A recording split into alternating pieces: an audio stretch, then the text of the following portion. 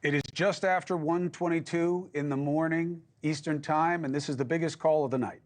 Decision Desk HQ can now project that former President Donald Trump will be our next president, the 47th president of the United States. DDHQ projects Trump will win the Commonwealth of Pennsylvania. Having just predicted that he will win Alaska, that will put him at 270, and that will win the Electoral College. The former president is expected to take the stage at any moment. When he does, we'll listen in. Let's bring in Chris Stirewalt. One other man has done this, and it has never been done this way. What is the significance? Well, the significance is that Donald Trump has done what, as you say, only Grover Cleveland, a very different cat, very different kind of cat than Donald Trump, did this before. We have another one-term presidency, so now we're onto what will be necessarily a third one-term presidency, because Donald Trump, will be his second term, so this is it for him. So we're going to have 3 consecutive one-term presidencies, which is not something that happens very often in American history.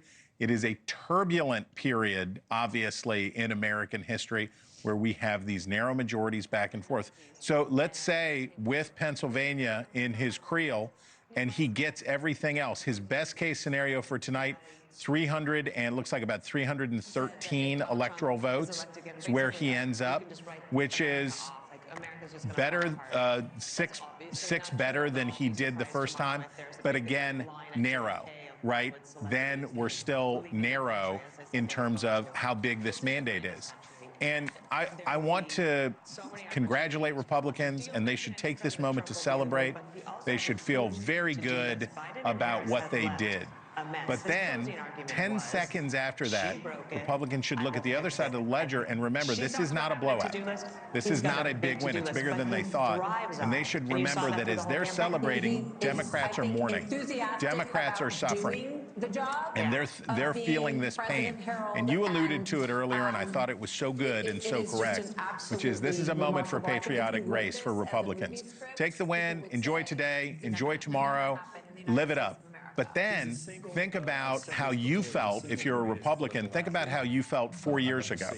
Think about how you felt this week 4 years ago, how painful that was for you. And if you have empathy for Democrats who are going through what you went through 4 years ago, treat them like people, treat them like your fellow citizens before you treat them like partisans on the losing side.